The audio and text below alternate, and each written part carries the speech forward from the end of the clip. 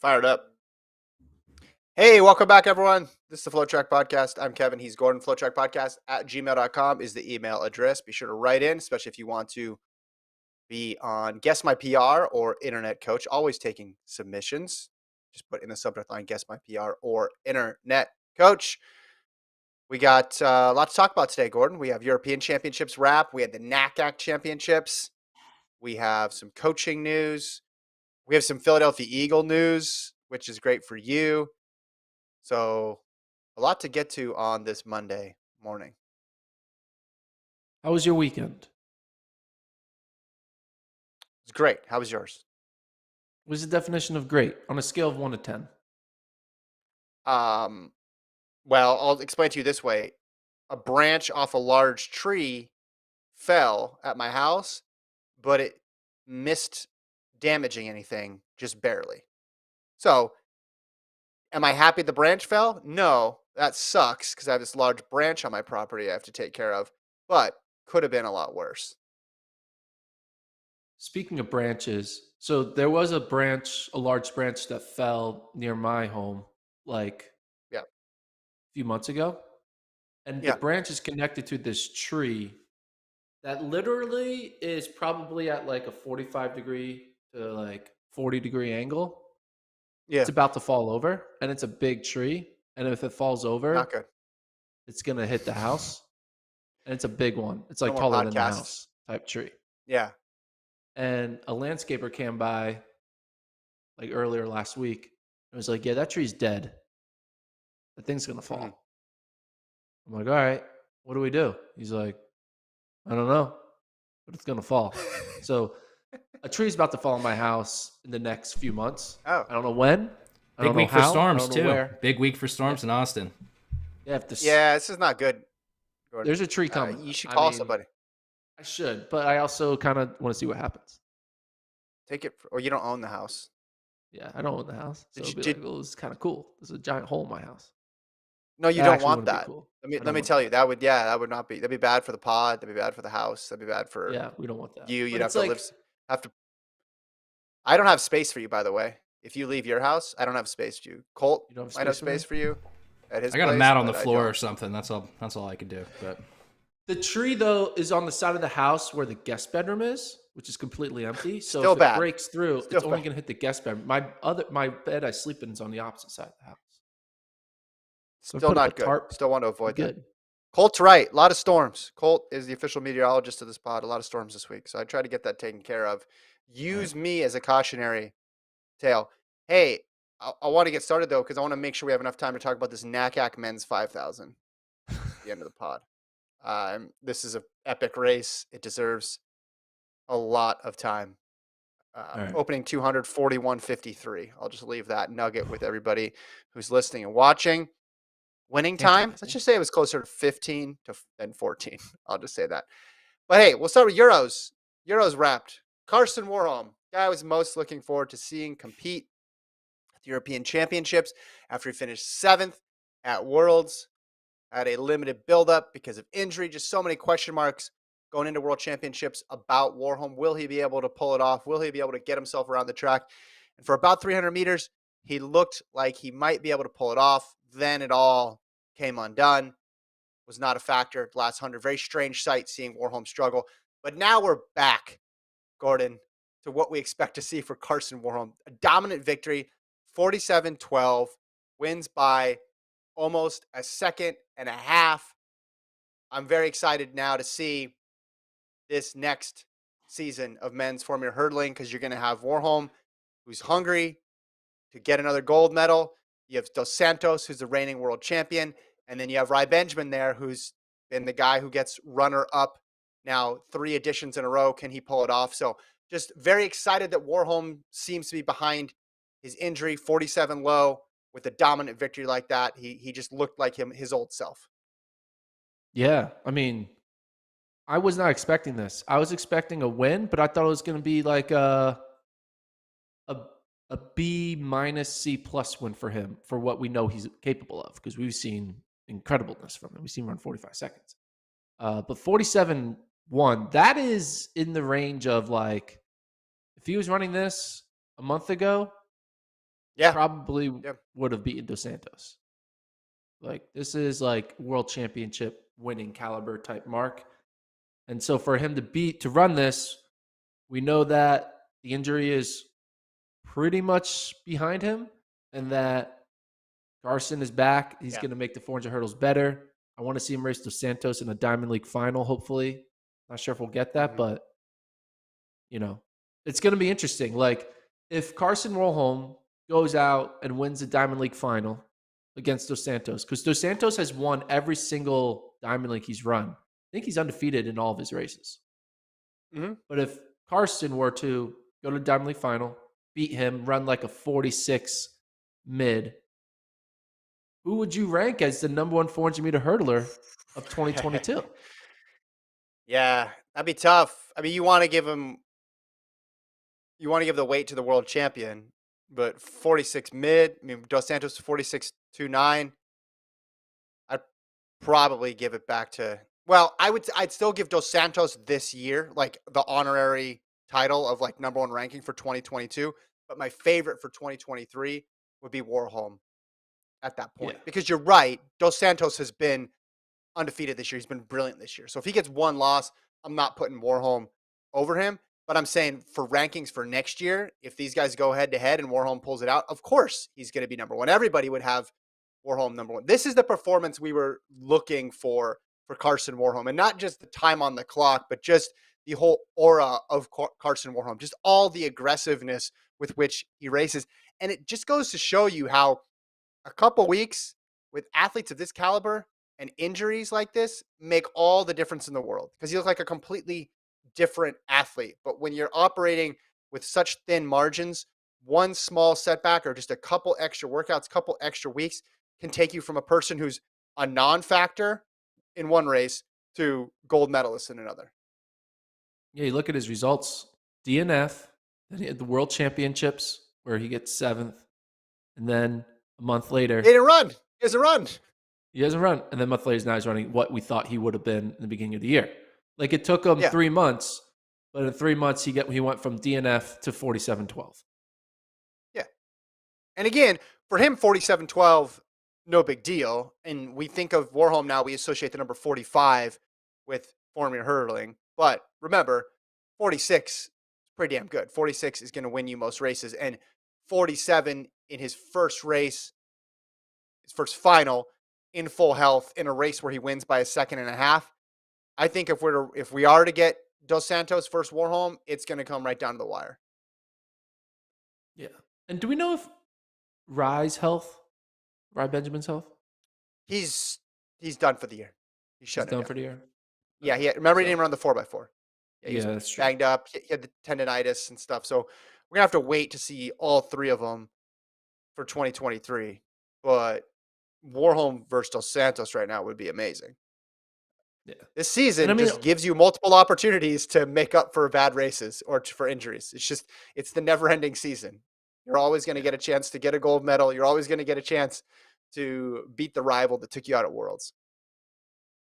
I just hope they both stay healthy, or all three stay healthy for the next 2 years. So by 2024, you have a 28-year-old Warholm. Benjamin will be in his mid-20s. Dos Santos will be entering his prime because Dos Santos is very young. So 2024 Olympic 400-meter hurdle final will be special. Yeah.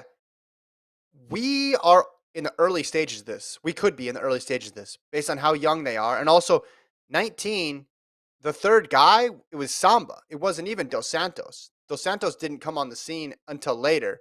So we're just scratching the surface. This could be all-time stuff. It already is all-time stuff, but imagine just every year going back to this, 23, 24, 25, there's a global championship as well, too. And just Warholm getting hurt was rough for this season, but it added a level of intrigue, and then it spread the gold medals around. So now it's not just one guy dominating. It added in a little bit of uncertainty to it. It's like a movie, man. This is like, these three guys are just, they're sensational. Who's going to direct this movie? I would love to direct this movie. I'm so in on this. I've been in on this since the beginning. again, didn't think it was going to be Dos Santos. It was going to emerge as that third guy. But I mean, how do you not get excited about this?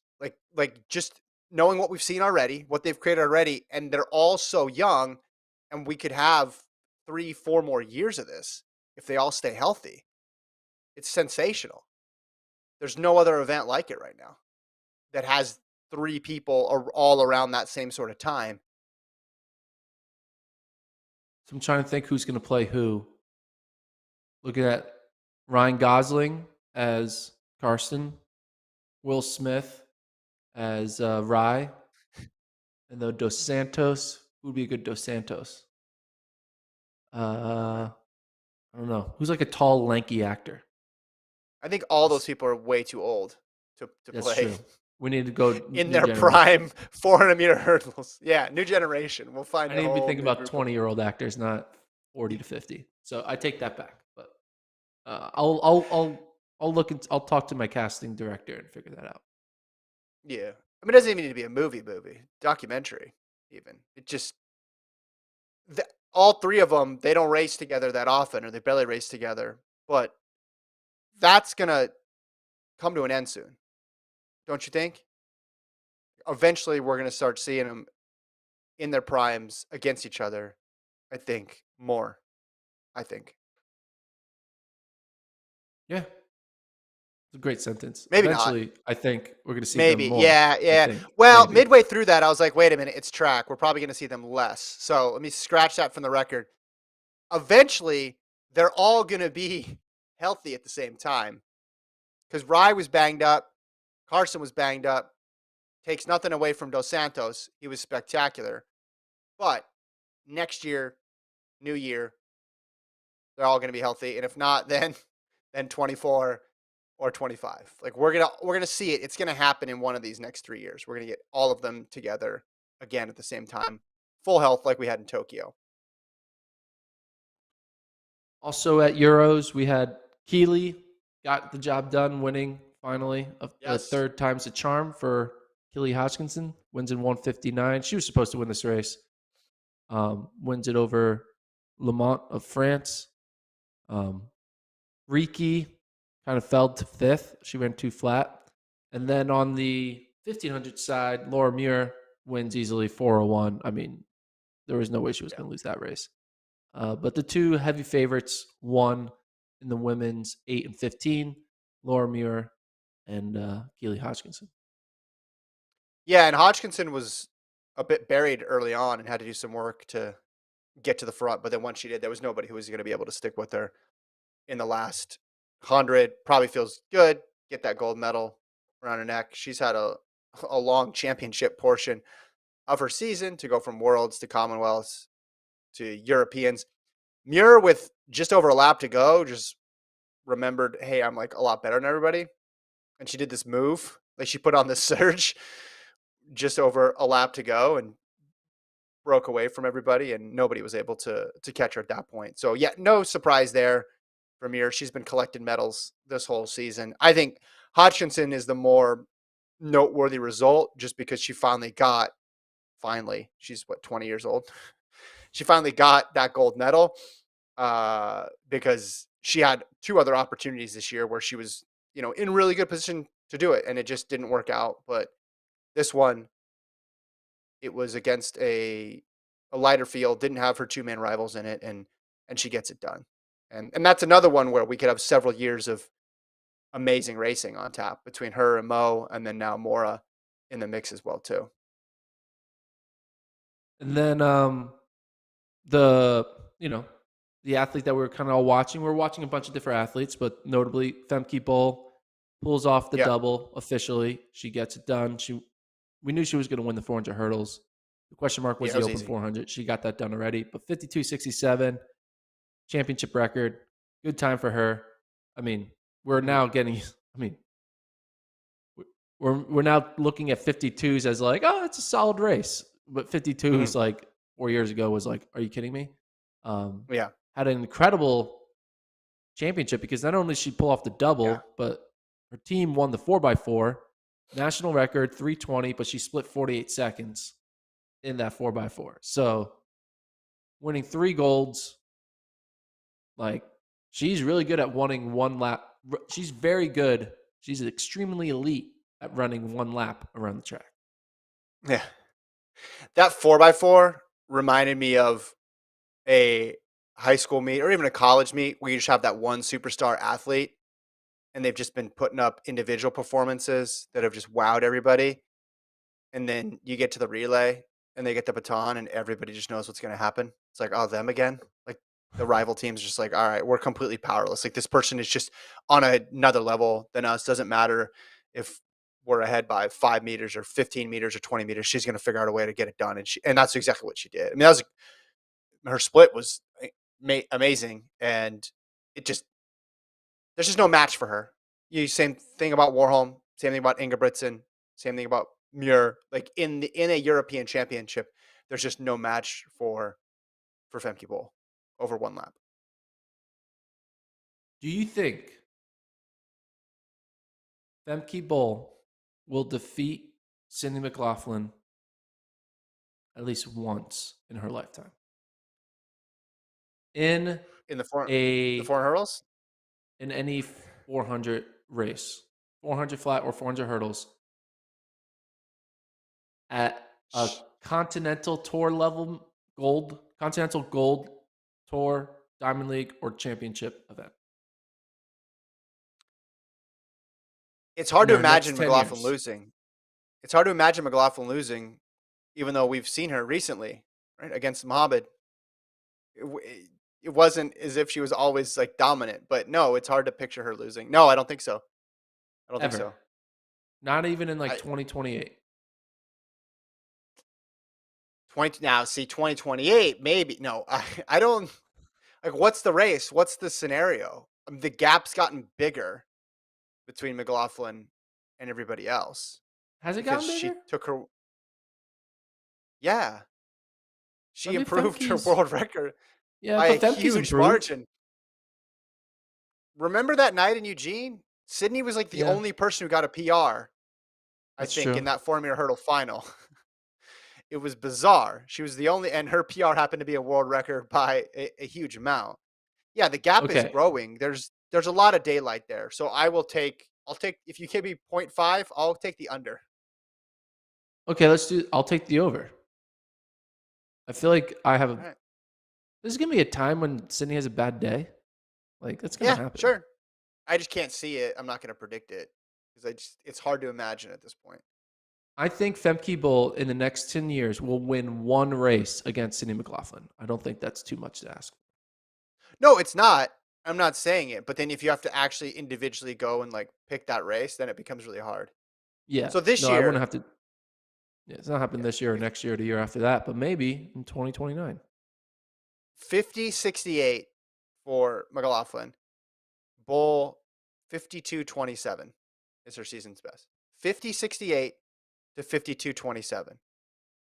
You're right. 52s are amazing. 52s are rare. But if you see two athletes with that big of a gap and then you look at their ages being that similar, I don't think it's crazy for you to think, man, it's going to take something really unpredictable for that person who's a 52 runner to lose to a person who's a 50.68 runner. You're right. I just feel like something's going to happen. Yes. No, odds are in your favor that something will happen at some point. Well, there's also McLaughlin doesn't race that much either. Yeah, if they're racing every week, that's different. But if you're telling me she's only going to race, like there's a world here where she only races Femke Bol in major championships for the next 10 years. That's a very distinct possibility. I'm not talking about, an indoor 200 or whatever. I'm saying if she's only going to race her in major championships, then she only has over the next 10 years a few opportunities to beat her. And then you got to ask yourself, well, when is that gonna when is it gonna come where she's gonna close that gap? Do you think does she have a better chance in the open 4 or the 400 hurdles? Open 4. Yeah, for sure. Open 4? Because she split 48 seconds. That's like, I know Sydney split 47 high, but like She's closer to Sydney in the open than she is in the 400 hurdles, for sure. Yeah. Well, Mark agrees with you in the chat. He says 400 split, Femke getting closer 48.5 to 47.9. Facts. Yeah. Thank you. Exactly. You and Mark. That's all You I love dish out here. you love the relay splits. The relay splits are everything. I mean, how many people don't love relay splits? You ask most people when they ask what their PB in the 400 is, they cite the relay split. I love the relay splits, but where did Sydney get the baton? What place was the U.S. in? First. Yeah. It's a little bit different. She's running scared. It's hard to I do not think Sydney McLaughlin was scared at any moment during those 47.9 seconds. Probably a lot of emotions. I don't think fear was ever one of them. I mean, imagine if she had to chase somebody down. Imagine if she had to catch somebody. I think she can go faster. My point is, in the 400 hurdles, at least, that gap did grow, and you're right. It's significant, and I think we'll have to wait till we see McLaughlin run a serious open 4 before we really know. Because we joke about 4x4 splits all the time, but it is imperfect, right? So we do need to see Sydney do an all-out quarter to know. Bol looks really good in the open quarter. We've seen that, but we have no idea what McLaughlin could do within range. I mean, she's obviously not going to run 47. We don't think she's going to run 47.9 her first time out. And we think she's going to run. It's going to be a 49 or 48 probably the first time out. That's what we know, but we don't have anything past that. Anyway, let's keep moving. We talked about Warholm, Hodgkinson, Muir, Bol. Oh, the 800. You drafted the men's 800. By the way, I won the draft. I looked back on it. You say that people never go back and look at their drafts. I scored this. I had Jacobs, Warholm, Mondo, who won, Hodgkinson, Muir. Mondo, wait, hold on. Wait, Mondo isn't a good pick. That was just a boring 6-meter win. Also, too, I picked the men's 200 with Afrifa, and he ended up getting 7th or something. So that one didn't land. But you had Ingebrigtsen's double, Bol's double, Asher Smith, and the men's 800. So I think I won that. I think it came down to you trading the pick. I had the extra pick there, and I don't think you should have done that because that gave me room to pick. But I picked the women's 100, and that was interesting. Germany's own takes the win. Like, you didn't really pick the win. You picked the Asher Smith double, which didn't happen. I picked the event. The 100 meters. All right. We were picking events, not people. Men's 800. Tell me about the men's 800. Well, I'll tell you about that. The men's 800. Let me tell you. Have you ever seen a 144 high? Because we got those. I have. Mariano Garcia takes down Wightman. I mean, I don't know. Nothing happened. We thought the 1,500-meter kid could win Wightman, but the 800 guys were like, no, we're not going to let you dominate our event. Running away from Ingebrigtsen to come play with us. We're not going to let you play with our toys. Garcia got the win. Man, Spain's got some great middle distance runners now. You got Garcia, you got Garcia Romo. Like, they Katir, they're putting together a good group of young men who can run from between the 8 to the 5K. But Garcia took gold, 144. Nothing too crazy. I mean, look at that. Everyone is together, all running the times that, Cade Flat is going to run next year. It's just like, come on, what are we doing? Cade Flat is going to run next year. Interesting way to put that. I know you wanted to see Wightman versus Ingebrigtsen. Everyone wanted to see Wightman versus Ingebrigtsen. Does him getting second make you more upset or less upset that he didn't race Ingebrigtsen? More upset. Yeah, me too. It's like you could have gotten a silver. If you're going to get a silver, just do it against Ingebrigtsen, and we could have seen an awesome race. Yeah, that's how I felt. Yeah, exactly. If he would have run like 143, I'll be like, okay, that was cool. Seeing the 1,500-meter champion like dominate at 800 and running 143. But no, they ran 144 high, not even 144 low. And we can't have good things when it comes to 800. I just wanted Donovan Brazier got hurt. We need Brazier to get healthy, and then things will turn. Yeah. Where did it start? We need to figure that out. We need to commission a working group figure out where it all started to go wrong for the men. Like pinpoint the exact moment it went wrong for that event. The pandemic. More Maybe there's specific. something We need about it. the COVID variants that like it also is like still lingering in the men's 800 in a weird way. I don't think that's it. I think there was some good racing, I think, in 2020 in the men's 800. No, there wasn't. The last good race we had was October 2019. Donovan Brazier running 142 for the win. That was the last good race we had. 2020 sucked, obviously. 2021 sucked. No, man. You had, especially if you're a U.S. fan, in 2020 in Monaco, August 2020, you had Brazier and Hoppel both run 143s. Brazier 143.15, Hoppel 143.23. So I don't think it's it. This is why we need the working group to study this. I think there was something. Yeah, okay. I'm off by a few It might have months, been but Brazier's after injury. that one. Yeah, it's Brazier's injury. It might have been literally when Brazier got hurt. But we need to pinpoint the exact workout because maybe that happened and then, butterfly flaps his wings and then all of a sudden over in Europe, something happened. Someone twisted their ankle and then here we are. It could be like Space Jam, where like the aliens took all the talent away from the NBA players. Yeah. Maybe there's a Looney Tune planet somewhere outside that's like, we need to hold the greatest 800-meter race, and then he zapped all the talent from all the great 800-meter runners. That is a possibility. Yeah. You know what phrase doesn't get said enough in our society? What? It could be like Space Jam. I mean, it could though. What you just said. Not enough people start sentences like that, I'm saying, in 2022. It could be like Space. Yeah. You saw what they did to Charles Barkley, to Sean Bradley.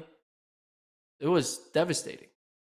It was a documentary, not a movie. Yeah. You know that, right? Well, yeah. So, back to Wightman. I just really wanted to see him against Jakob. I really want to see him against Jakob. You might see it. Diamond League final? We could see it. We can't go into 2023 with that being the only race because with the benefit of time, you're just like, all right, everybody thinks Jakob's a favorite anyway. Yeah. Wightman had a chance, really, I'm gonna do this twice to you. I'm gonna put it on you twice. That was not a fluke. I'm gonna do it to you again.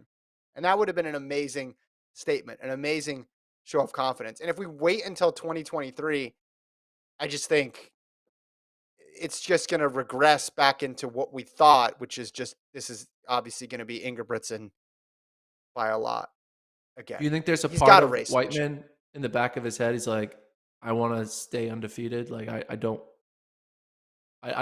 want the last race against him for 2022 to be the win. So I'm gonna dodge him. Well, of course, and don't dodge him. I don't blame people for doing that. Hey, been there, done that. I'm the 1500-meter champion. Now I'll try to do something different. I'll try to win the 8. That's cool too. And I get that that's what he wants to do. But I'm speaking from what the fans want to see. And the fans want to see you run it back, especially when you take somebody down like that. Biggest upset on the track of that entire meet. People want to see that again. Can you do it again? And he's not a flash in the pan guy. Yeah, he would have a legitimate shot to do it again. It's not as if no one knew about Jake Wightman until that night in Eugene. Yeah. People knew him. They just didn't think he could beat Jakob, and he got it done. So now you want to see him go again. That's the cool part of sports there. It's just, hey, all right, you got it again. Jakob was just incredibly pissed off, right? I mean, he said it. He was so hard on himself. And you want to see how does he respond to that with not against a regular field, but with the guy who literally beat him. Imagine how mad Jakob would be if he lost to him again. Exactly. He would destroy. Yes. He's so angry. What is going on? And he would have to hold on to all that rage for many months. He won't be able to let it out until February of 2023. Yeah. I kind of that would be. Oh my goodness. He'd break the world record the next time he ran if he got beat by Wightman again.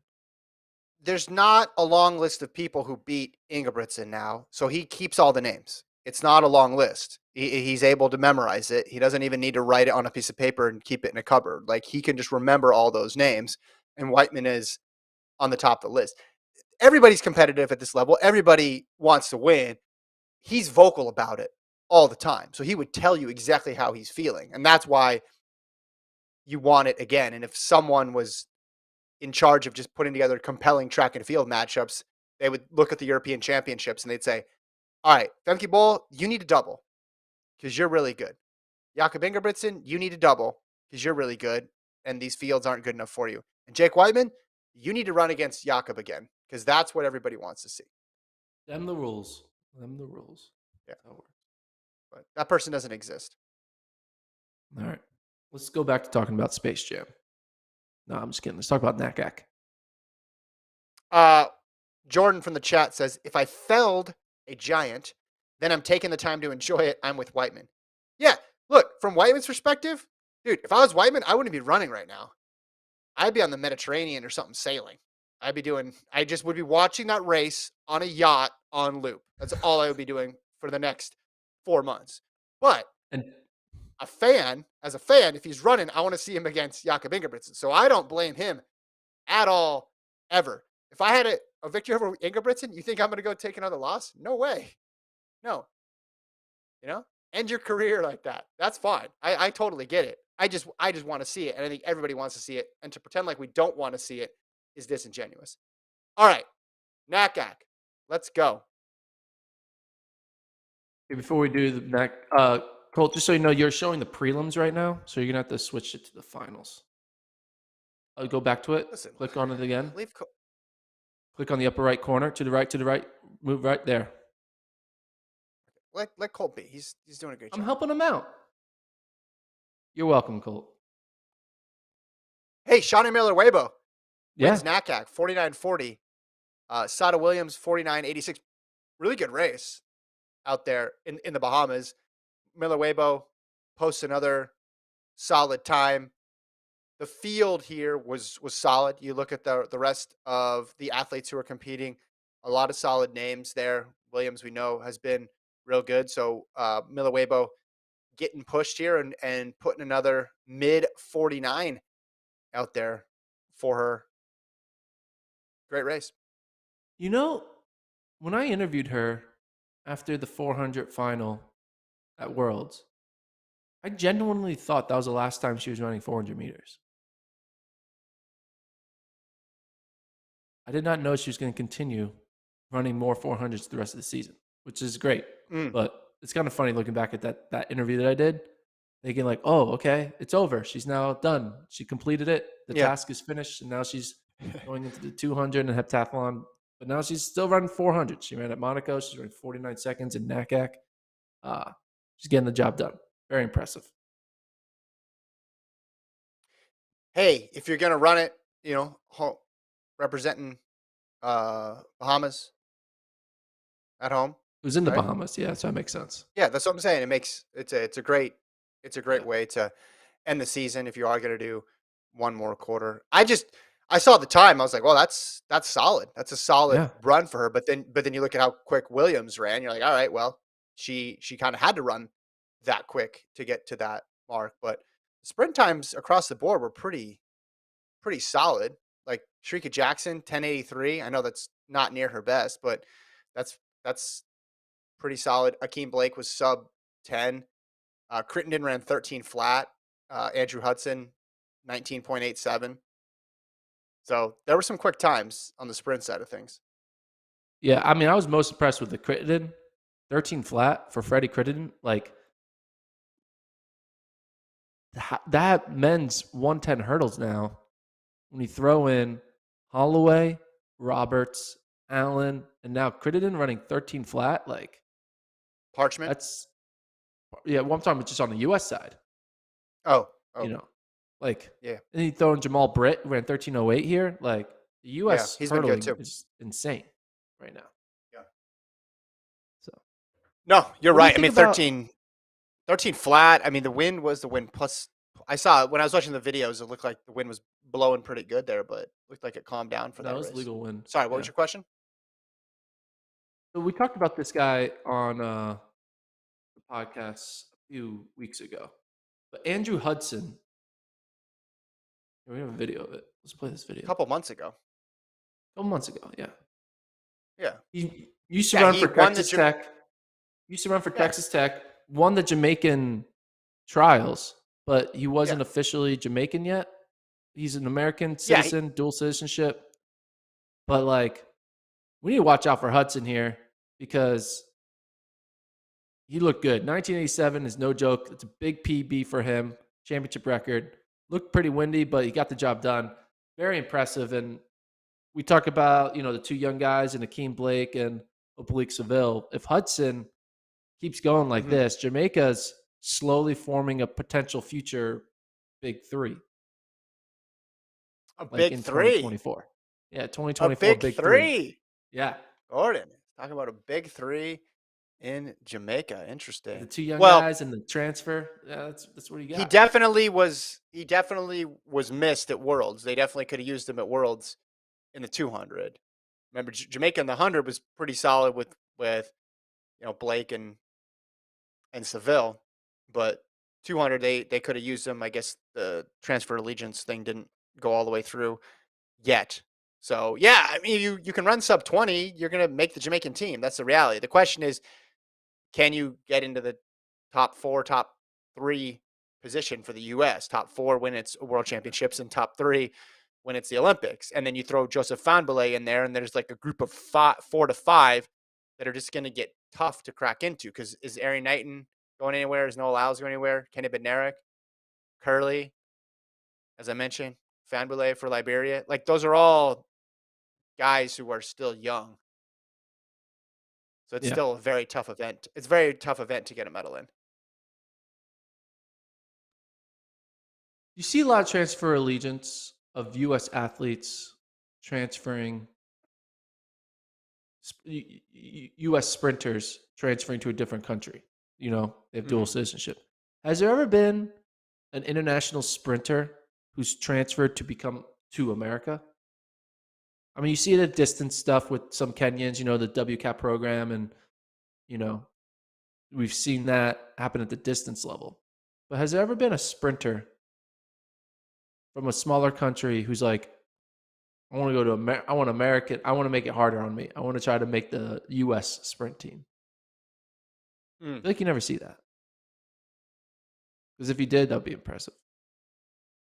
And it's also wild that we're living in a world where it's a Jamaican U.S. dual citizen. So like, I have a better shot of making worlds in the sprint events in Jamaica than I do in the U.S.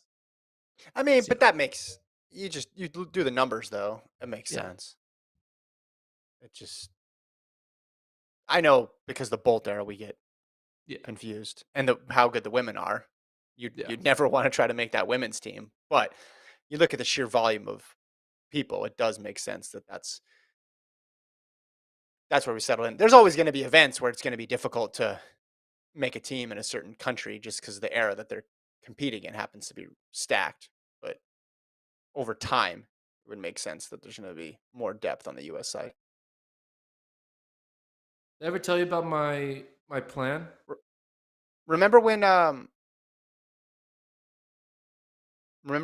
chat brings up Sonia Richards, obviously born in Jamaica. Okay, yeah, there you go. Remember we were talking about like with Chesarek's citizenship situation, and like I think the subtext to that always was like, well, from a competitive side of things, if it'll be easier for him to make teams in the U.S. than it would be for Kenya. But then Kenya had that drought, like on the men's 5, like was just struggling for a while there. And you're like, when you actually went and looked at the numbers, some of those years, like, wait, is that true? Again, that's obviously not the most important thing when it comes to which country he's deciding to represent. But I just think things that you think are going to be permanent aren't always the case. And when it comes to the U.S., just because the population is so big and they have just a lot of resources to devote to it, they have the NCAA system here. Over time, they're going to get to every event. It's just a matter of when you are competing. Is it a difficult time, or is it an extremely difficult time to make a team? Did I ever tell you about my plan? No, I don't really know if I want to hear about your plan, but go ahead. Hey man, that's not a good way to respond to someone when they want to tell you a story about their plan. You don't I say want it's to a hear your shitty plan plan before you even hear it.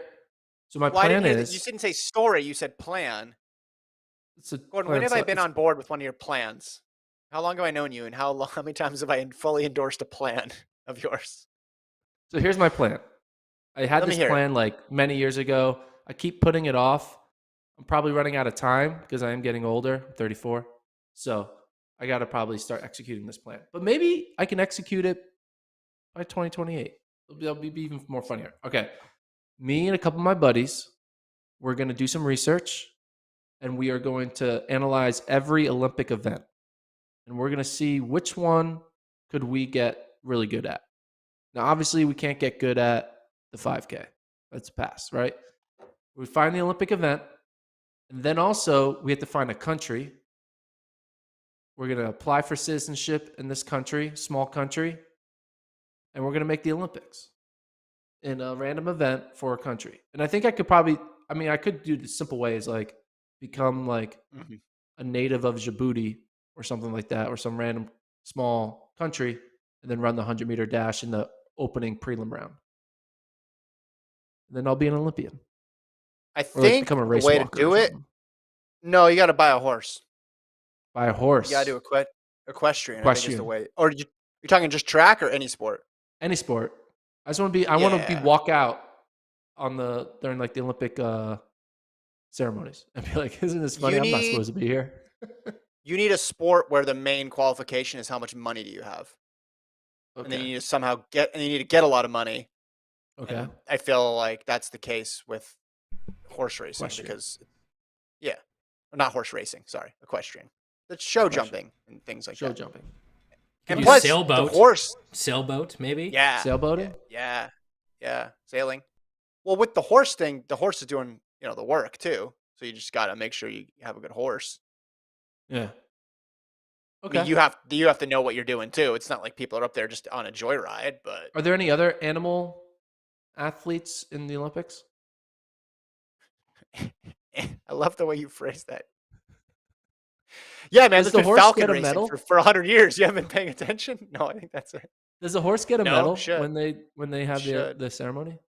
Like one that's like proportional for their size? Be kind of hilarious. That's amazing. Giant bling hanging out. Do horses get? Oh yeah, we found out. Why horses don't equestrian medals? Yeah, it's bullshit. Yeah, they don't get it. Yeah, that's messed up. Do you know what's real fun to look at is how do horses get to the Olympics? Because if you're a horse... By training? No, if you're a horse in like California and the Olympics are in Tokyo, how does a horse get on a plane? I mean, right? I think most of them have pre-check, most of them, right? So they don't have to take off they're not wearing shoes, so that's pretty easy. They don't take off their hooves, their horse shoes. Yeah.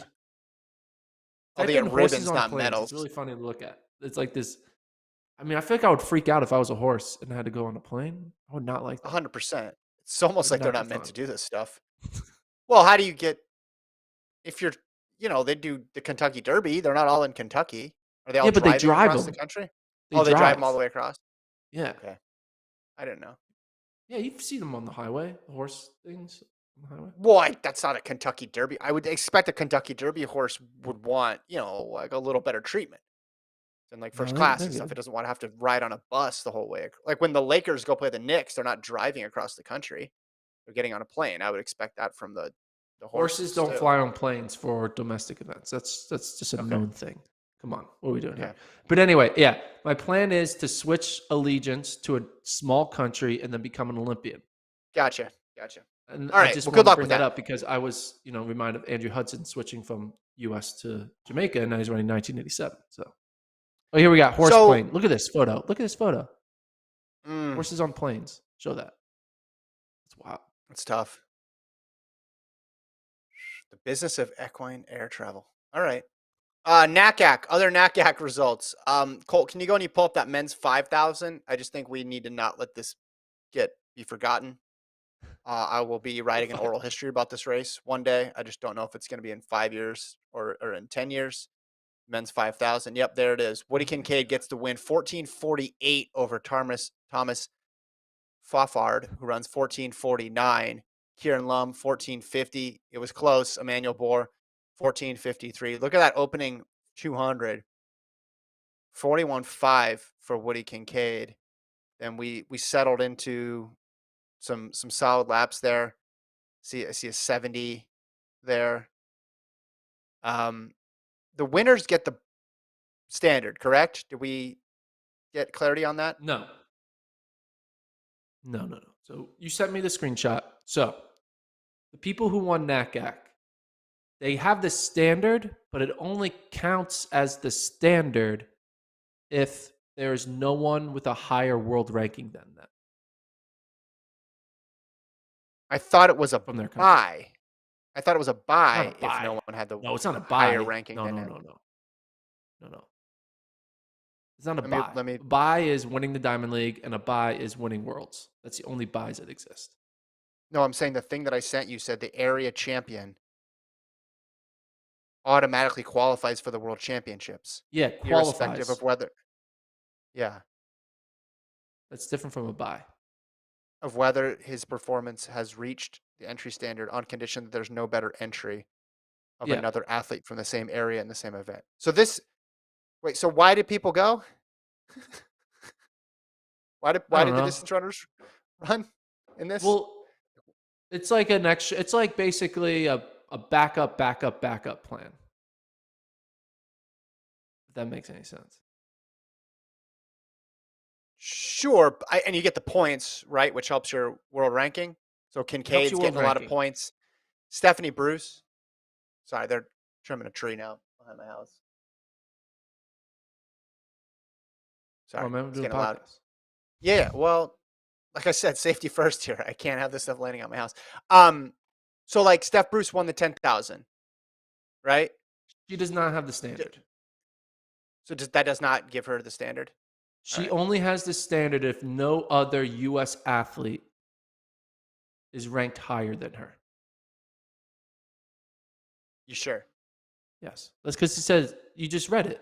Read a sentence again. Heather McLean won the 1500, by the way. Eric Holt won the men's 1500. Let me read this again to you. The second sentence. It says the key thing is. The area champion in each individual event to be contested at the World Championships automatically qualifies for the World Championship, irrespective of whether his performance has reached the entry standard, on condition that there's no better entry by world rankings of another athlete. On condition that there's no better entry by world rankings. That's the line. I'm not asking about world athletics, like letting them in the meet. I'm saying, do they at least have the standard? Is it in lieu of running 1307? Is all I'm saying. No. It's in lieu of a weird. There could be a situation. Okay, let's just say the men really sucked in the men's 200 for the U.S. and all of the men were not ranked in the top 48 in the men's 200 when you do top 3 only. None of them. No U.S. man was ranked in the top 48, right? Yeah. This would be a situation though. If the men has the NACAC champion, they'll be able to go in. It's only for a situation where no one in your country has a world ranking that qualifies. So it doesn't. Okay. So it doesn't waive the standard. No. That's my question. If no, Natasha Rogers won the 5, right? If there's 4 women who get to USA's next year that have the standard, or 3 women plus Natasha Rogers, and she's the NACAC champion, does she get to go? And you're saying no. She would only get to go if no other woman less is in the top than 48. 3 people ahead of her in world ranking. They just made this way more. Why? It's a headache. It's stupid. Why? It's a headache. Why? I mean, it's a stupid. Yeah. Why do you even do this to me? No, whatever. I'm not saying that. I'm just saying, once we get the results from the meet, why do we have to package it in the most confusing box possible? Yeah, it's not the standard. I know that it's not the standard.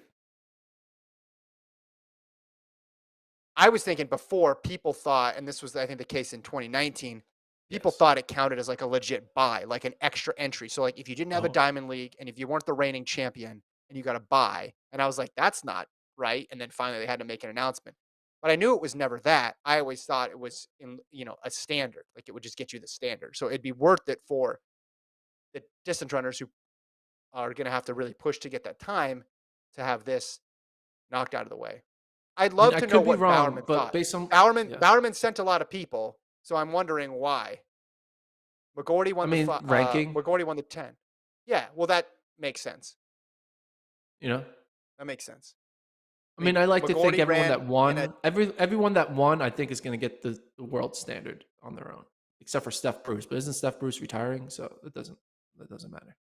Well, and someone like McGorty, that's a fast time, right? He's doesn't. Where's the 10,000? Yeah, McGorty ran in a race with 3 other people. Ran 29-23. There's 4 people in the men's 10,000. And he did it for points.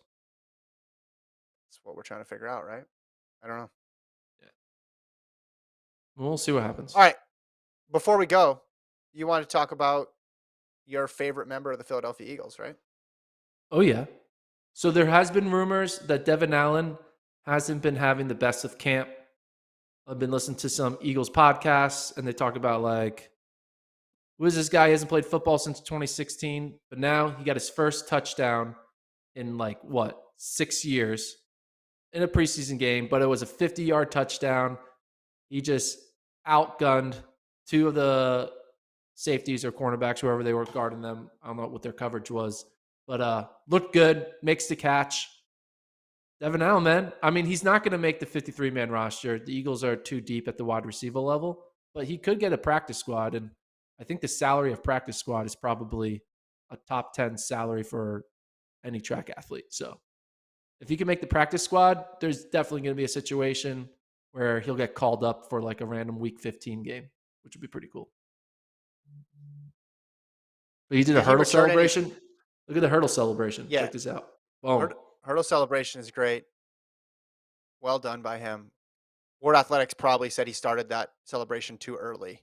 They're going to call it back and throw a flag on him. Is he going to be has he been doing any kick returns in preseason?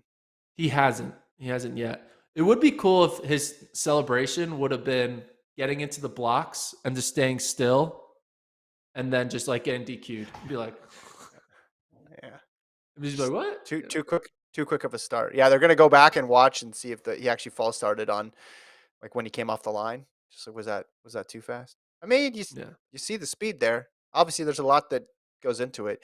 Do you think practice squad then can he get picked up by another team? How does that work throughout the season? Yeah, practice squad, like you have to protect certain practice squad players so they can't be poached. But I don't think he would be poached.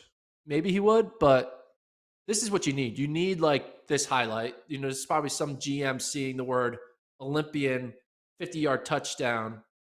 Ooh, let's give him a shot. It's just going to be hard for him to make specifically the Eagles. Like the Eagles are looking to maybe waive Jalen Reagor, who was a first-round pick like 2 or 3 years ago.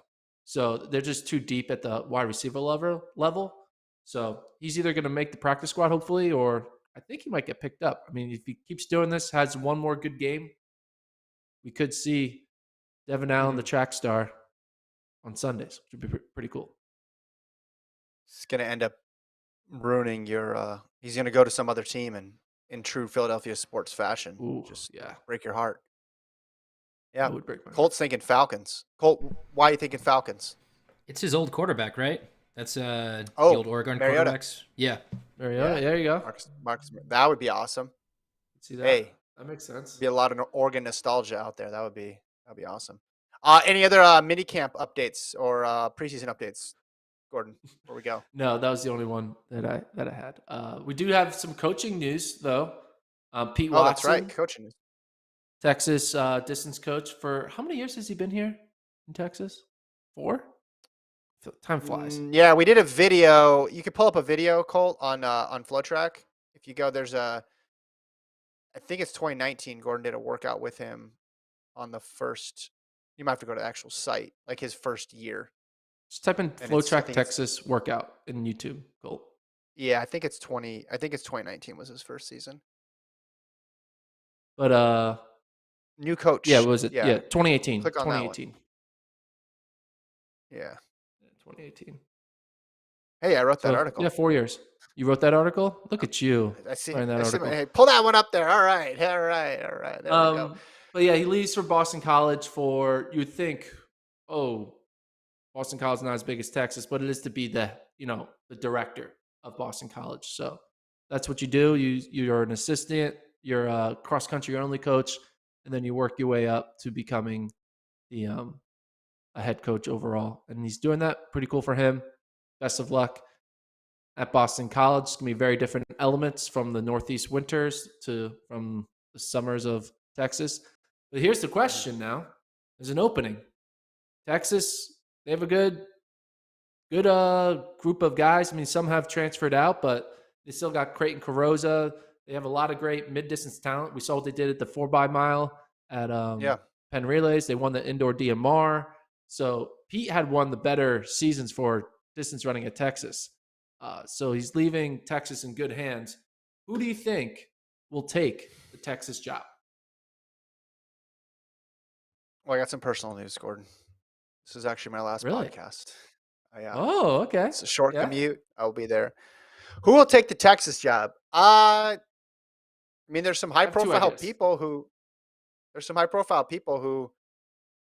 don't have a spot right now, but I don't know the finances and how it would work out. But Ben Thomas, has he been named anywhere? Former Oregon coach? He hasn't. So that's like an obvious first thought, right? Ben Thomas, he's not at Oregon, so he needs a place to land. That would be kind of crazy if Ben Thomas does move here and then all of a sudden like Cooper and Cole are like moving to Austin, Texas to do their training. But I don't know. Maybe Ben waits a year, does like a mulligan year, sees what opens up down the line and goes from there. But what about this as an idea? We saw a Nike coach but go back into the college world with Jerry Schumacher. There's another Nike coach up there of the name Pete Julian, Union Athletics Club. Would he move to Texas and take on the Texas job? So he has the college side gig and then still has the pro group, similar to what Jerry's doing with the college side gig and then the pro group. I like how I call the Oregon track and field director coach side gig. I was to say, that's a lot of work. Does everybody want to do that much? I mean, the difference is with you going to Oregon, you have the facility there. Yeah. And they all talked about how the running in Eugene was better than the running in Portland with Julie. Like, they're the only ones at Nike now, or will be the only ones at Nike campus, correct? With Schumacher's group leaving. But then you'd go to a state that's not very hospitable to mid-distance and distance running. And not to say the facilities. Necessarily. Mid-distance. Texas A&M. Sure. The thing, Mo, come on. I'm saying the weather. I'm not saying that there's not good people that live here, that live in Texas. I'm just saying the weather isn't ideal. And when you're talking about a pro group, you're trying to maximize that stuff. So that's true. I think a lot of successful 800-meter runners run in the heat, train in the heat. UTEP, Career, and all those guys. Donovan Brazier when he was at Texas A&M. The thing, Mo, you don't need the Stanford, Palo Alto weather to be a good 800-meter runner. I'm saying that doesn't make it ideal. People did that. I agree. But I'm saying that wouldn't be the first choice. But also just the facilities. Okay. The facilities. And I don't know the ins and outs of every college's facilities, but I'm assuming the stuff at Nike is pretty good, which is why they're there. And then I don't know, does he want to coach in college? Is that something he wants to do? It also would be weird to go from 2 groups on Nike's campus to all of a sudden having 0 groups on Nike's campus. Maybe that's part of a bigger plan for them. I'm not sure, but it's an interesting idea. I think Again, it might I happen. don't know I don't know the finances of it. Are you reporting something? I'm not reporting. Okay. Not reporting. Just think it might happen. Yeah. I mean, there's also the whole, like, when Jerry took the job, Jerry was the head guy at Oregon. Yeah. Florial's the head guy at Texas, so it's a little different. And then you're coordinating pro stuff on top of college stuff. And as you mentioned, they got a lot of points from mid distance and distance last year. That the template was very successful for them, and they got a title out of it. So, not sure. That stuff's harder to work out than people think. Like, there's definitely universities that aren't as welcoming to that. Oregon obviously is a different sort of, you know, part of that world entirely because of how they're operating. But not everybody's like that. But yeah, it is interesting. I don't know. I haven't heard anything one way or the other. He hasn't even been announced at Boston College yet, has he? I don't think it's been announced officially. Yeah. But it's happening. It's not happening. Yeah. In the chat, talking about athletes that switched allegiance to the U.S. All in the game says, sorry, Donovan says, Rai Benjamin went from Antigua and Barbuda to U.S. It's true. And then Anthony says Karan Clement was Trinidadian as well. But yeah, I remember the Rai Benjamin thing because he was trying to get eligible. Like, he was desperately trying to get that all sorted out so it wouldn't impact him for national teams. But yeah. he had represented Antigua and Barbuda before. But all right, good pod. We'll be back Wednesday. I think Wednesday we'll preview the Lausanne Diamond League, which comes up on Friday. And then I think our plan on Friday is to do a recap pod right after Lausanne.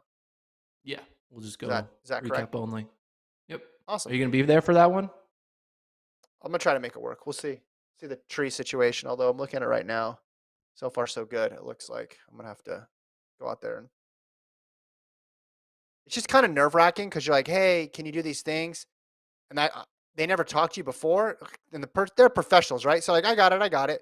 But then you're kind of nervous, like, that they didn't, like, run it by you one last time. Be like, yes, that tree gone.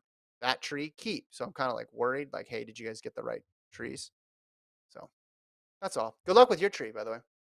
Thank you. We'll see. I mean, I'm gonna ride it out. There's a weird part of my brain that kind of wants it to happen because it's like a weird experience. I shouldn't want that, but like, no, that's we bad. kind of, Bad. it's gonna happen. The tree's gonna fall. It's like, so this is like a normal tree. For those who are watching, it's currently like that. It's at that. We understand right 45-degree angles. So, all right, FloTrack Podcast at gmail.com is the email address. Thank you to Colt for producing. Thanks, everybody, for tuning in. Remember, subscribe to the FloTrack Podcast YouTube page. We'll talk to you on Wednesday.